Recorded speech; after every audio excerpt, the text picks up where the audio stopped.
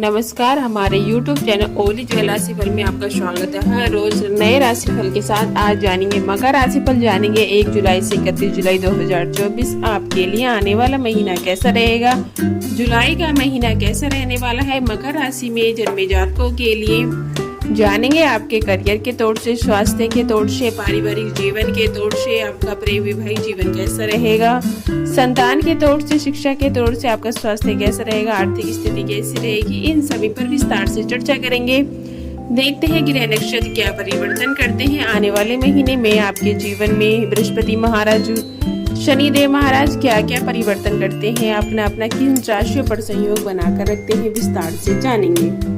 आइए जानते हैं करियर के दृष्टिकोण से आपके लिए महीना कैसा रहेगा। करियर के दृष्टिकोण से यह महीना आपको अनुकूल परिणाम प्रदान करने की स्थिति दिखा रहा है। दशम भाव के स्वामी शुक्र महाराज महीने की शुरुआत में आपके छठे भाव में सूर्य महाराज के साथ विराजमान होंगे, जो आपकी कठिनाइयों को कम करेंगे। आपके विरोधी बीच बीच में सर उठाएंगे, लेकिन उपग्रह की कृपा से आप उनको धाराशायी कर देंगे और उनकी एक भी नहीं चलने देंगे। उनकी कोई भी चाल कामयाब नहीं होगी, जिससे वे तालमेल उठेंगे और आप अपने कार्य में मजबूती के साथ बैठे रहेंगे। कार्य क्षेत्र में आपका दबदबा रहेगा और आप नौकरी में अपनी स्थिति को और भी बेहतर बना पाने में कामयाब रहेंगे। व्यापार करने वाले जातकों के लिए भी यह महीना बेहद ही खास रहने वाला है। इस महीने आपको बेहद ही लाभ मिलेगा, इससे व्यापार में आपको उन्नति भी होगी। और महीने के उत्तरार्ध में 12 जुलाई तक मंगल महाराज मेष राशि में रहकर अपनी चतुर्थ दृष्टि से आपके शतम भाव और बुध महाराज को देखेंगे। ऐसी स्थिति में आपको अपने व्यापार से संबंधित किसी भी व्यक्ति से कुछ भी भला बुरा बोलने से बचना चाहिए, क्योंकि इससे स्थिति बिगड़ सकती है। यदि इस बात पर ध्यान देंगे तो कोई चुनौती आपको परेशान नहीं कर पाएगी।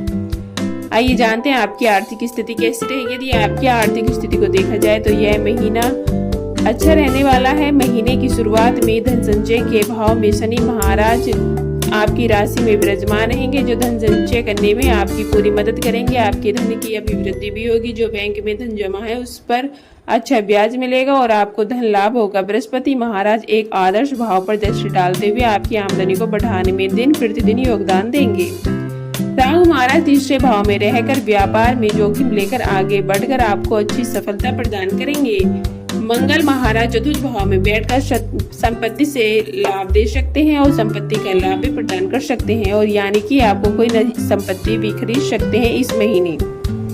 आइए जानते हैं आपका स्वास्थ्य कैसा रहेगा। महीना स्वास्थ्य के दृष्टिकोण से वैसे तो अनुकूल रहने की संभावना है, क्योंकि शनि महाराज अपनी ही राशि के होकर प्रबल अवस्था में रहेंगे और आपको स्वास्थ्य लाभ प्रदान करेंगे। तीसरे भाव में राहु भी आपको एक अच्छा बनाएंगे और छठे भाव में उपस्थित सूर्य महाराज आपको रोगों से लड़ने में सक्षम बनाएंगे, लेकिन शुक्र की छठे भाव में उपस्थित छोटी मोटी समस्याएं दे सकती हैं। उसके बाद महीने के उत्तरार्ध में बुध के अष्टम भाव में जाने से कुछ त्वचा संबंधी समस्याएं परेशान कर सकती हैं। इनके प्रति सावधानी रखें और मौसम में बदलाव आपके स्वास्थ्य पर भी थोड़ा बहुत असर डाल सकता है। प्रेम वैवाहिक तौर से आपके लिए महीना कैसा रहेगा। यदि आप किसी प्रेम संबंध में हैं तो यह महीना आपके प्रेम जीवन के लिए अच्छा रहने वाला है। पंचम भाव में देव गुरु बृहस्पति उपस्थित होकर आपके प्रेम की रक्षा करेंगे। आपके प्रेम में जो सच्चाई है, जो ईमानदारी है, जो पवित्रता है, उसे बढ़ाने का प्रयास करेंगे और आपको अपने प्यार के प्रति जिम्मेदार बनाएंगे। और आपके मन में ऐसा भाव पैदा होगा कि आप जिनसे प्रेम करते हैं वे आपके लिए आदर्श हैं और आपको उनके लिए ही सोचना और समझना है। इससे आपका रिश्ता और भी अच्छा रहेगा। पंचम भाव के स्वामी शुक्र महाराज छठे भाव में विराजमान रहे और उनके साथ सूर्य भी उपस्थित रहेंगे, इसीलिए आपके प्रियतम के स्वभाव में कुछ अहम की भावना मन में हो सकती है। अगर ऐसा है तो यह आप दोनों के बीच कुछ समय के लिए टकराव का कारण बन सकता है। भले ही देव गुरु बृहस्पति संभालने की कोशिश करें, लेकिन इस वजह से आप दोनों के रिश्ते में कुछ दूरी आ सकती है और इससे बचने की कोशिश करें।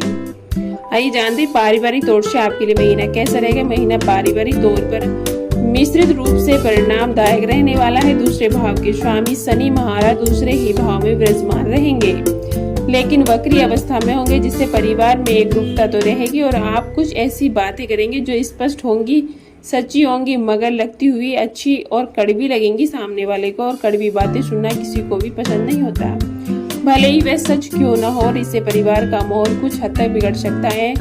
वक्री शनि की दृष्टि चतुर्थ भाव पर होगी और जहां पर अपनी राशि के मंगल महाराज विराजमान होंगे, इससे आपकी माता जी के स्वास्थ्य में बदलाव आ सकता है और उनका स्वास्थ्य पीड़ित हो सकता है और उनका व्यवहार भी कुछ चिड़चिड़ा सा हो सकता है। ऐसे में उन्हें संभालें और उन्हीं के स्वास्थ्य का ध्यान रखें। आइए जानते हैं उपाय। आपको प्रतिदिन भगवान विष्णु की उपासना करनी चाहिए, साथ ही माता लक्ष्मी की भी पूजा करें और एक अच्छे से श्री यंत्र को स्थापित कर प्रतिदिन उसका नियमित रूप से पूजन करें।